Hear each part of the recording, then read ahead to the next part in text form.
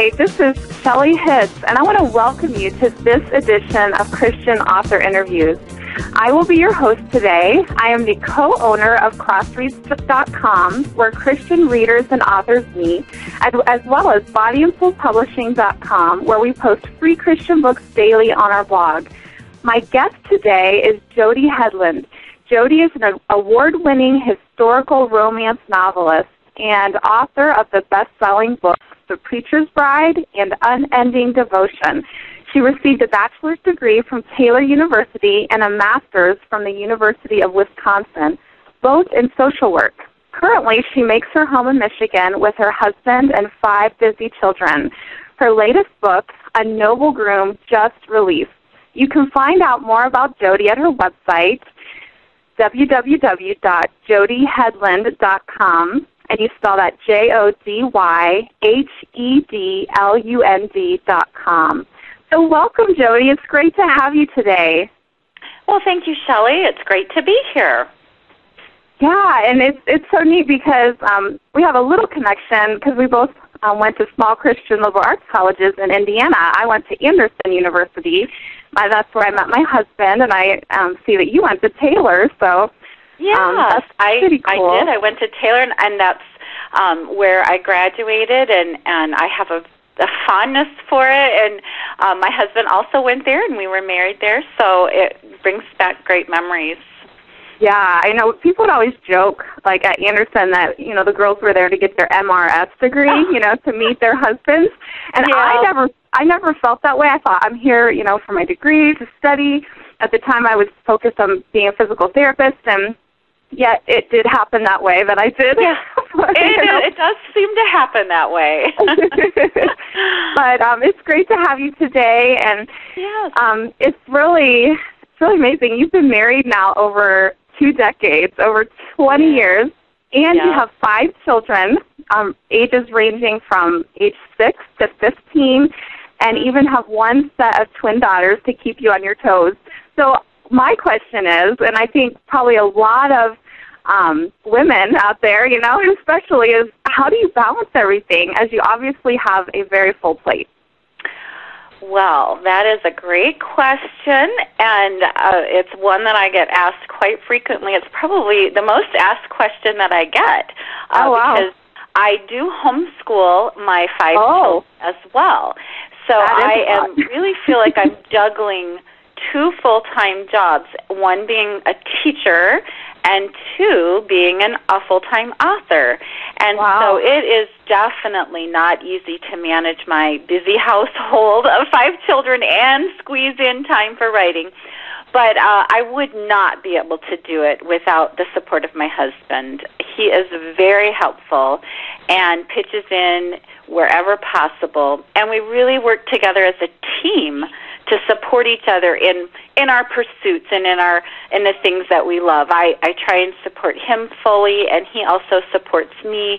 For example, when he's home, he often takes over the household responsibilities and runs kids to activities and pitches in with homeschooling so that I can have concentrated blocks of time to write. So it's sort of like when he's home, he works and does the work around the house so that I can do my writing, and then when he's gone, I take over and do the work around the house. So we really work together as a team that way. But we've also really had to simplify our home life and outside commitments as much as possible. And we also really expect our children to shoulder responsibilities around the home. In fact, my 3 oldest kids are each responsible for cooking 1 evening meal a week. Oh, wow, and that's great. Yeah, and that is something that's been challenging for a few of a couple of them, but it's also been a really good thing in helping prepare them for adulthood, and it helps free me up, but it's also been very good for them. And then another way that I manage to balance everything is that I also rely upon my mom for a lot of help, too. She recently moved to the same town as us. I guess it's been about a year and a half now. And so she invites us over to her home a couple of evenings a week, and she does the cooking for us, and we come over and we eat there, and she loves to cook, and so it's kind of nice for her to have a big family to cook for instead of just one person. But then she also comes over one morning a week and helps homeschool my two youngest children, and hangs out with them for a morning and helps out here, and then she does help do some of the running around with my children. She takes my two youngest children to children's choir and also just kind of pitches in wherever she's needed. So we somehow make it work, and in the process I am able to get everything done by the grace of God, I think, too. So and all of that. Yeah, that's a little bit about how we balance all of life and what we have going on, and it's a very busy life, but somehow we manage to make it work. Yeah, I often think about the account in the Old Testament of Moses, and he was trying to do everything himself. Mm-hmm. And he was given the advice, to delegate and to find leaders that could help him in, judging and, doing those types of tasks. And it is so important, like, especially when you have such a full plate and God is giving you that, to ask him, like, okay, are there certain things that I can delegate? Are there certain things that, people can help with? And it sounds like your family is working in that way, where even your kids are helping out in certain ways and taking over things that you could probably still take on yourself, but in order to do, what you're doing now, everyone's helping out. And so that's great that you have, that teamwork to work together. Right. But you write inspirational historical fiction books. Mm-hmm. And, that's kind of, your second, like you said, your second full-time job. Right. Doing this, and you've actually had some really great success, and with your books, and have quite a following now. But my question is, I'm always interested, especially with fiction authors. Mm-hmm. Are your books actually based like on a real person or a real event, or is it simply a story that's made up in your imagination? Well, that's another great question. I actually have a little bit of both going on. I have based a couple of my books on real people and given fictionalized accounts of those real people. And then I also have some of my books that are completely fictionalized, but I've woven in true events. For example, The Preacher's Bride, which was my first published book, is inspired by the life of John Bunyan, the writer of Pilgrim's Progress.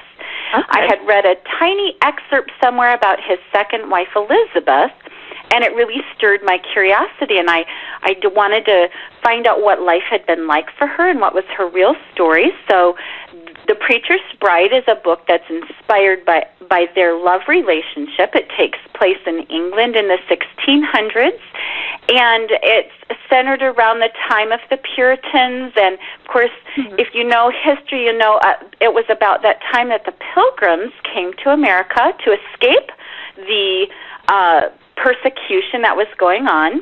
Well, of course, John Bunyan did not come to America. He stuck it out there, and he was eventually unfairly persecuted for his religious beliefs and put in prison for 12 years.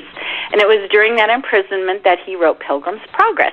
So my book, The Preacher's Bride, centers around Elizabeth, his wife, who acted as his lawyer and went and spoke to some judges on his behalf to try and win his freedom from prison. And I really wanted, in writing The Preacher's Bride, to show the courage and bravery of his second wife and bring their story to life for our modern generation. So that's just one example of one of the types of books that I write. The Doctor's Lady, which is my second published book, also centers around a real-life hero of the faith, the Whitmans, who were the first couple to travel overland west and brave the dangers of that long journey and it centers around Narcissa Whitman, who is actually the first white woman to cross the Continental Divide. And she married Dr. Whitman, a man she hardly knew, and then the very next day left her childhood home and would never return. And they both went out to what was then called Oregon Country to start a mission among the Nez Perce natives. And so, again, I wanted to bring a woman, a real-life woman, to life for our modern generation, so that women now would be able to see her bravery and her all that she did, and she took what was called the unheard of journey for females at that time, led the way for all of those women who would follow in her footsteps on the Oregon Trail. So so the doctor's lady and the preacher's bride center around these real people. But a couple of my newer books, Unending Devotion and A Noble Groom, are both more fictionalized accounts of real events that happen, but not real people the same way as those first two. So I'm doing a lot of different things in my books, and I enjoy having that variety. It's nice to give readers those glimpses of real life people, but then also to just kind of have a completely fictionalized book as well. So I hope that makes sense.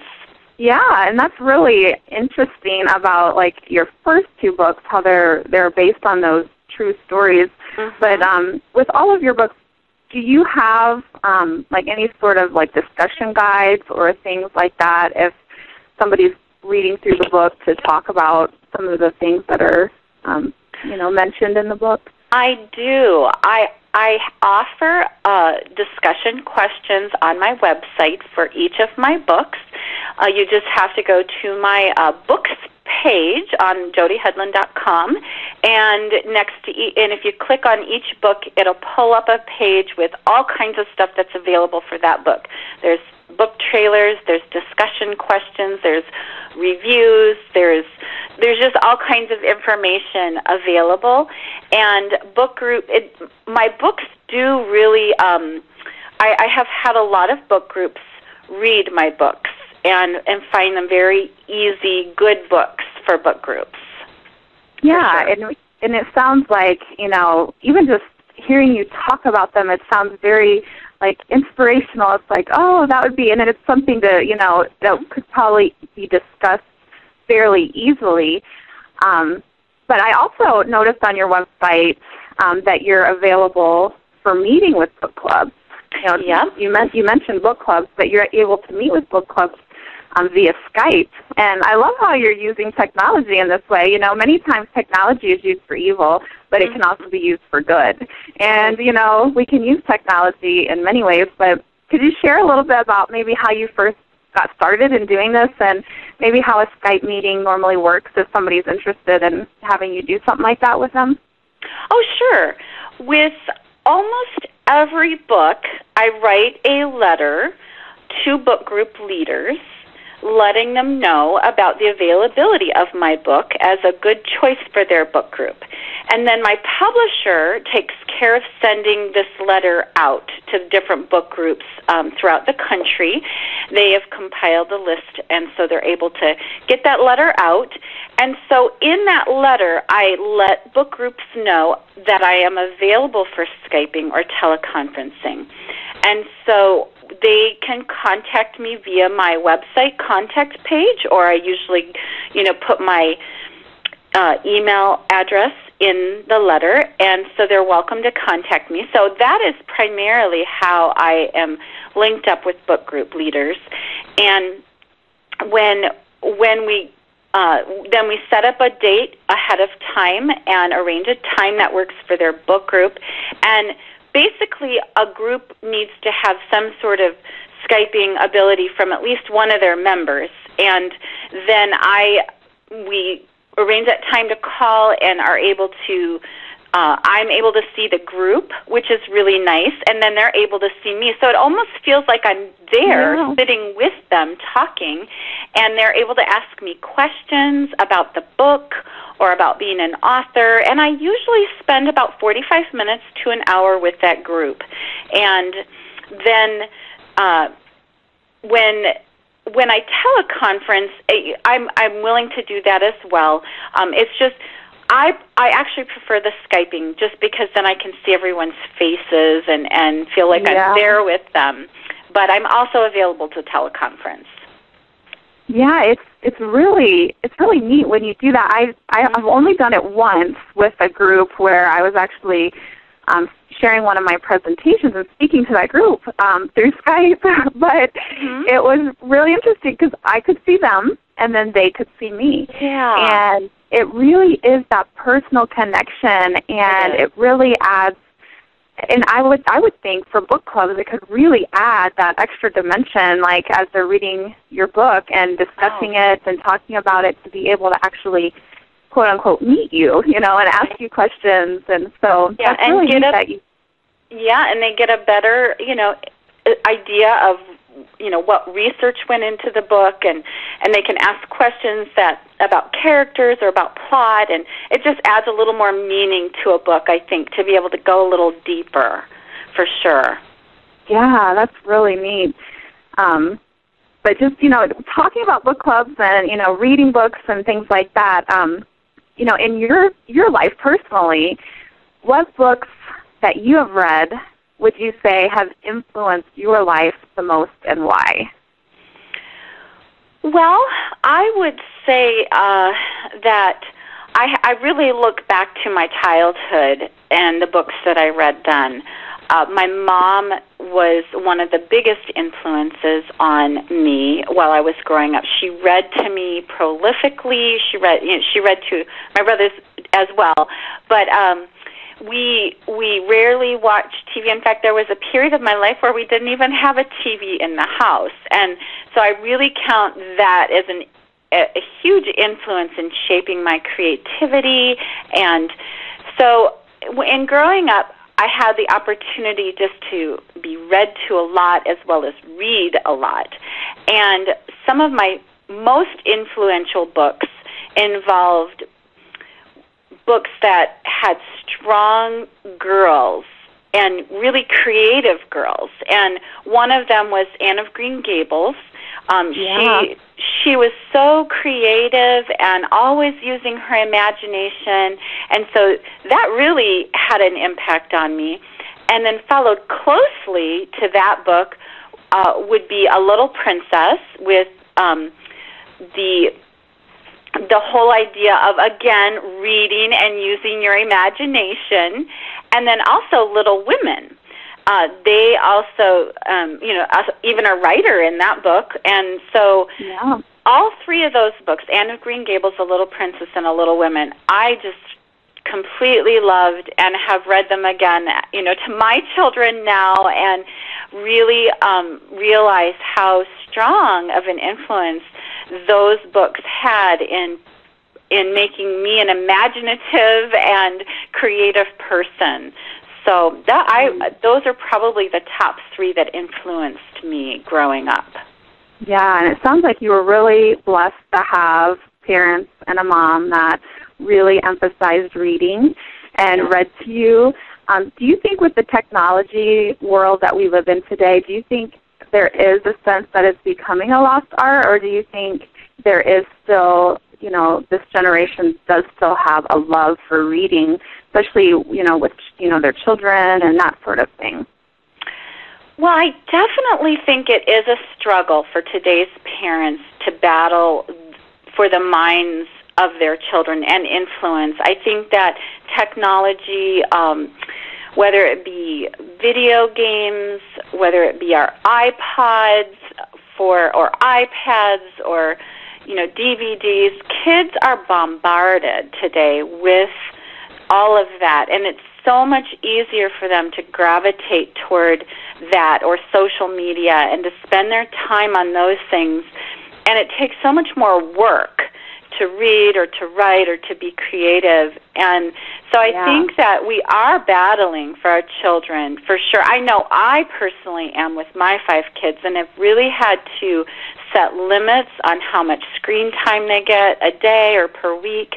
And, you know, now with my older kids with iPads and social media, we're constantly dialoguing, you know, about, well, how much is healthy, and are you, you know, even if you're not spending a lot of time on it, are there other things you could be doing that are even better for you?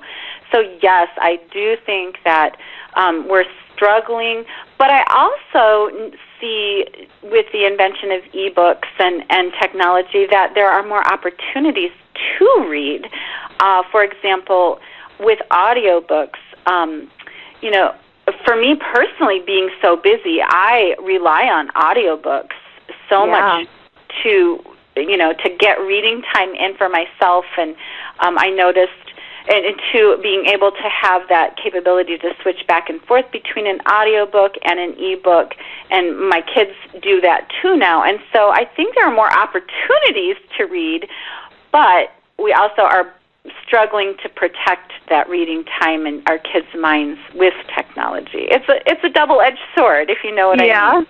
Yeah, and it is so important, though, I think, to the development, you know, of the kids. I don't have children yet of my own, but my 2 nieces are 5 and 7, and just watching how my sister read to them and how they, you know, would, you know, say, what would you like to do? And they'd grab a book and bring it over. But one of my friends, she was posting on Facebook the other day, and she said that she doesn't have internet on her phone, and she said they were at the dentist, and she was kind of like, oh, man, I wish I had, you know, internet on my phone right now.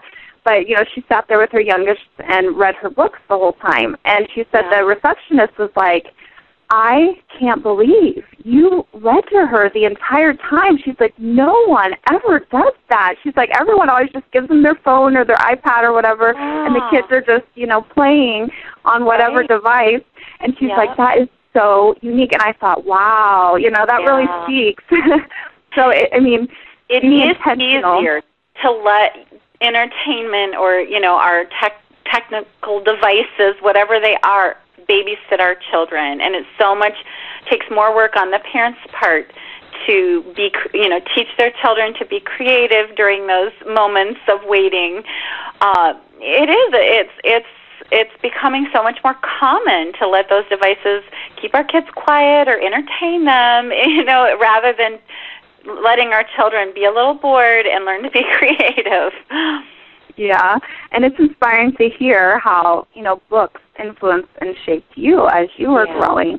And now here you are, an author, you know, being able to write and publish books that are now influencing and shaping others. Now, I'm kind of interested in your latest book, Noble Groom. You know, what kind of sparked your interest for that? Or, you know, was there anything that, any part of your background that was involved in creating, like, the setting and characters for that book? Well, yeah. A Noble Groom is my most recent release, and it is set here in my home state of Michigan, which I am having a lot of fun writing about. There aren't too many historical romances or even historical books in general that have the setting of Michigan. It seems like there's a lot of westerns and Texan states. Yeah, true. Or southern. And so I'm having a lot of fun kind of bringing my state's history to life. And so Noble Groom is actually set in some area of Michigan. If you hold up your hand and you look at it facing you, you'll see the Michigan shaped like a mitten. And so this book is in particular set in the thumb of that mitten. And it's set around a group of German immigrants who came from Saxony, and they settled originally in Detroit and came to be miners up in the UP. But due to the reports on the severity of the weather in the northern parts of Michigan, they decided to not go there. And so they were looking for a place to settle, and they came upon this area of Michigan that had once been a logging community, but now is being sold in 40-acre tracts to potential farmers. And so the land was covered with tangles of dead trees and stumps, but the soil was rich for farming, but it would just take an incredible amount of hard work to clear it and make it suitable for the kind of farming that would support families. So that was kind of the spark of interest that got the story of A Noble Groom started. I based it on this particular immigrant community, and then also tapped into some of my personal history. I am from I have German roots myself. My father's family immigrated from Germany, and eventually many of them became farmers. And so my dad actually grew up on a big farm in central Wisconsin, and even though he later became a Lutheran pastor, he carried his love of farming and gardening over into our family when I was growing up. We always had this huge, huge garden, and so I grew up. I spent my summers snapping beans and checking peas and freezing corn and canning tomatoes that he grew in his enormous garden. And so I feel like, and then going home on holidays and visiting with all of his family who still lived on that farm, and all the smells and the sights and the sounds and the loudness of the family and the dominance of the men. So I drew from all of that when I was creating the setting for the story, and had a lot of fun. The book is really doing well and getting wonderful reviews, and so I'm really pleased that it's resonating with readers. Yeah, especially because it's, like you said, it's an atypical setting for a lot of, the historical romances, but it's so neat because you have a very personal connection too, and so that must have been kind of fun for you to research as well. Right, and the book also kind of takes a spin on the mail order bride story. It's we've all heard of mail order brides. Well, this is a mail order groom story. So it was kind of fun to add a different spin to that and have a groom coming over that had been ordered from in the mail versus a bride. And so readers will have to read it to find out what all of that means, but it was a lot of fun. Yeah. I'm sure that as an author, you have, tons of, plots and stories going through your mind all the time of just different ideas, but what is your, main project that you're working on now as far as writing goes? Well, I always have quite a number of projects going on, actually, trying to juggle a lot of things. But I just finished sending in the galleys for my fall book, which is coming out in September. And so that book is called Rebellious Heart, and I'm going back to the same vein as The Preacher's Bride and The Doctor's Lady, in that Rebellious Heart is also inspired by a famous couple from history. This one is set in colonial America and is based on the beautiful courtship of John and Abigail Adams. So we're going back to an inspired by story. Again, this one, as I've done in the other two books, I've also changed the names and fictionalized the account, but it still gives insight into one of America's most famous couples. And so I'm very excited about that book, and that's releasing in the fall. And I'm also working on doing some research right now for a lighthouse series that I will be writing, some historical romances based on lighthouse women who ran lighthouses here in Michigan. Oh, wow. So that'll be coming in the next couple of years as well. So that's so interesting. Yeah. We used to live in the Midwest. We live in Colorado right now. We lived in Ohio for many years, and so we always loved, we tried to, see all the different, visit the lighthouses when we were in those different areas. But that's a neat idea and a setting too, for books. Michigan is actually heralded as the state that has the most women lightkeepers, historically speaking. And so it'll be fun to kind of bring some of those women to life. And I'm using some of those real stories, but of course fictionalizing them and but using some of those women as heroines in the books. So that'll be really fun. That's neat.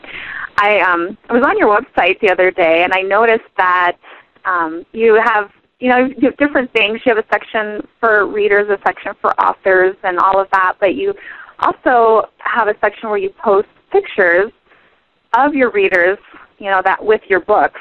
I'm just kind of curious, because we also have authors that listen in, and they might be interested in doing something similar. But, how were you first inspired to start collecting these photos, and then how do you use them? Well, I began collecting pictures with my first book.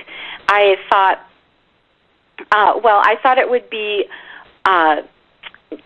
a way to interact with readers to have a slideshow on my blog. And so I asked readers to take pictures and send them in to me, and then I displayed them in the sidebar of my blog in a slideshow. Okay. And so readers really enjoyed seeing their pictures up on my blog.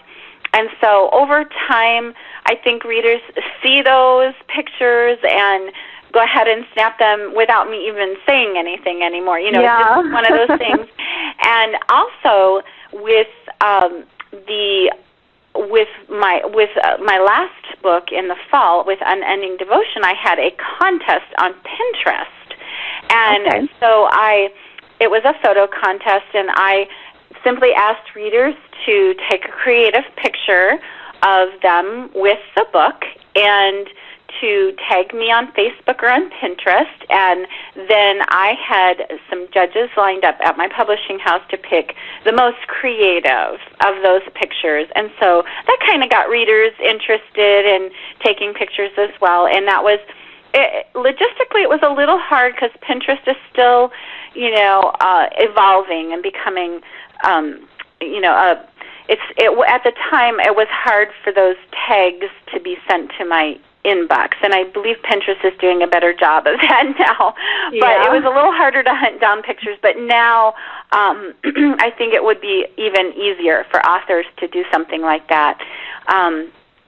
So there have been a lot of different ways that I've collected pictures, and now readers, like I said, send them in, and I have a Pinterest board that is my fans. And so if a reader tags me or sends me a picture, I go ahead and post it on Pinterest and or on Facebook. And so I do try to involve my readers a lot, as much as I can, and I really enjoy hearing from them. So that's just one more way to connect. Right. Now, I'm curious, what kind of prize did you offer the one who had the best picture? Well, they were just simple prizes. I believe that the first prize, because I love books and chocolate and coffee, I think I had a prize, like the first prize got a gift certificate for books on Amazon. The second prize was a gift to Starbucks, a gift card to Starbucks, and the third prize was I really like this website, the Chocomize online, where you can design your own candy bar. And so I think the third prize was a chocolate gift certificate to Chocomize. I'm thinking that's what it was. Oh, cool. So, yeah. So it's simple prizes. Chocomize or Chocomize, yep. It's a really cool website for developing chocolate, and you can add your own ingredients like nuts or, and design your own chocolate bar. So it's that sounds a fun like one a for a prize. Prize. Wow. Well, I just really appreciate you just taking time today to share and, really got me interested and getting into more of your books. And But I guess just kind of in closing, do you have anything else you would like to say, either to readers, or to other Christian authors? And maybe you have something you'd like to say to each group. just kind of in closing. Oh, sure. Yeah, to readers, I would just say I love hearing from readers. It's one of the most enjoyable aspects of being an author is hearing from readers and connecting with them. And so don't be afraid to contact your favorite authors and let them know that you read their book and let them know what you appreciated about it, because that really does encourage them so much. And not to be afraid to leave reviews as well, because that is so helpful for authors. And to aspiring authors or writers, I would just say, don't ever give up on your dream. I think that, we live in a culture where we want everything so quickly, and so we become so impatient. And so when it doesn't happen right away or within the time frame that we had initially planned, we tend to get discouraged and maybe even think about giving up. And I would say, don't give up. Just keep on pursuing your dream. It took me, from the time I first started writing seriously until I was first published, it took me, over a decade, and, before I reached a point where I was able to be published. And so I would just say, keep learning and growing and writing, and don't give up. And if it's something that's important to you, that it will have happened eventually, but not to give up. So those are my last parting words of encouragement. Yeah, and that's, it's so true. Just like the quote, never, never, never give up, and it's just because it can be discouraging at times. But it is. Well, Jody, I appreciate you being with us today, and I really encourage both readers and authors to connect with Jody on her website. She has great content for both of you, and I've learned some things from your website, even the tips that you share with authors, the things that you're learning, and you just have a great way of connecting with your readers too. And so I encourage you to go check her website. It's jodyhedlund.com, and it's spelled JODYHEDLUND.com, and definitely check out her books. She has lots of great stuff to offer, especially if you're in a book club and you're looking for a new book. Definitely check her out and the discussion questions, and maybe even invite her for a Skype meeting to your club. But Jody, thank you so much for being here today. Thank you, Shelley. It's been really fun chatting with you. Yeah. Well, again, this is Shelley Hedlund, and this is Christian Author Interviews. Thank you for joining us today, and don't miss our next one. Thanks.